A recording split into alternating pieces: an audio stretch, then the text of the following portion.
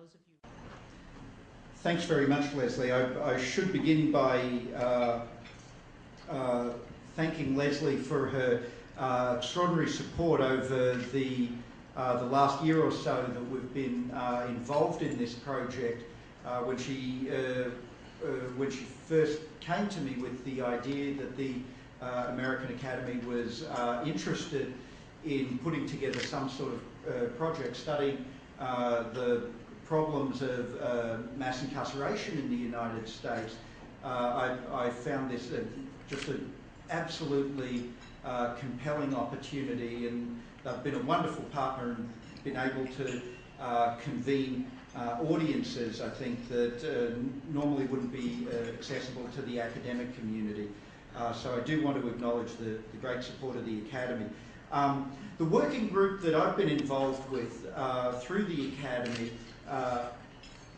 in collaboration with Glenn Lowry, has involved about a dozen researchers in a diverse set of fields, in criminology, in economics, policy analysis, demography, law, sociology, political science. And each of these contributors engaged in a discussion over a period of about 18 months, and ultimately produced essays on the effects of rising incarceration rates on economic opportunity, on neighbourhoods, on child well-being.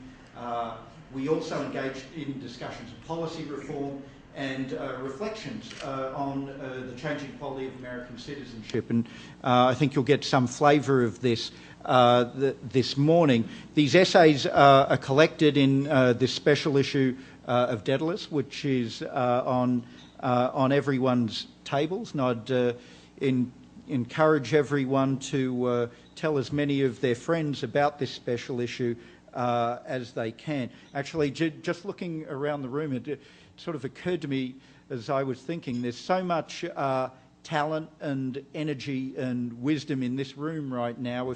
If we were to convene a second phase of this project, I'd want to sign up everyone here to get involved in the next round. As we all know, from a comparative point of view, incarceration rates in the United States today are unprecedented. We have an incarceration rate in America today that's about 5 or 6 times higher than the advanced economies of Western Europe. And from a historical perspective, the incarceration rate in America stands at 5 or 6 times its historic average. If we count all the people under criminal justice supervision, as this audience knows well, there are now about 7.5 million people under some sort of criminal justice supervision, either in prison or jail or under community supervision on probation or parole. This is entirely historically novel, of course, as you know well, and as striking as the statistics are about the scale of the penal system. I think what's most important from the point of view of policy, from the point of view of crime control, from the point of view of social justice, is not only the scale of the penal system, the size of correctional populations, but its unequal distribution across the population, and in particular the very, very striking concentration of incarceration among minority men, African American men, particularly those with very low levels of schooling. If we were to look at a birth cohort of people born just after World War II, and if we were to look at African American men who have never been to college, about 1 in 8 of those men, we estimate, and these numbers are reported in the special issue, 1 in 8 of those African American non-college men, men who have never been to college, that's about half of all African American men, will go to prison at some point in their lives if they are born just after World War II. If they are born in the late 1970s, so they're reaching their mid-30s right now, and they're growing up through the period of the American prison boom, the likelihood of a non-college African-American man in that birth cohort going to prison, we estimate, is about 36%. If they dropped out of high school, we estimate the likelihood that they would go to prison at some point in their lives is about 70%.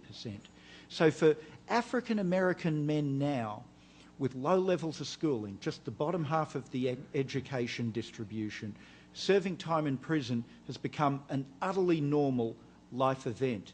And all of the ways in which we think prisons may control crime, I think, become significantly undermined, actually, at these extremely high levels of incarceration.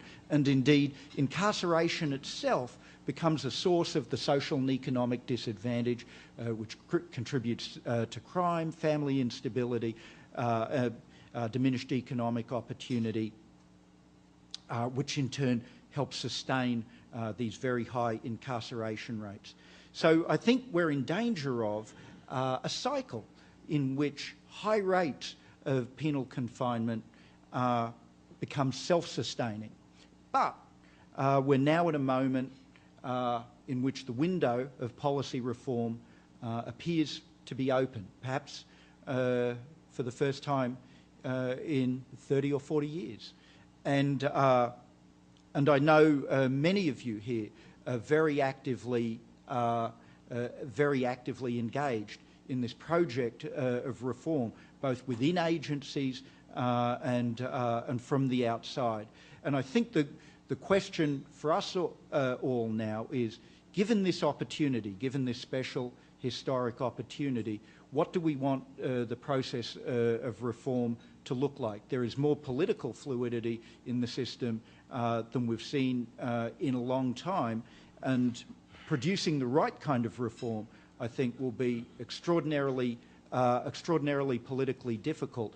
But there's a chance, I think, for the first time now, for a broad conversation which conceives, I think, of a thick public safety rather than the thin public safety from stranger victimisation in street crime. What would this thick public safety consist of? I think we need to conceive of a set of institutions that can promote stability and predictability in people's lives. And this goes as much for the victims as for those who are entangled in the system, who, of course, we know in many cases, in most cases, I would say, have been victimised themselves.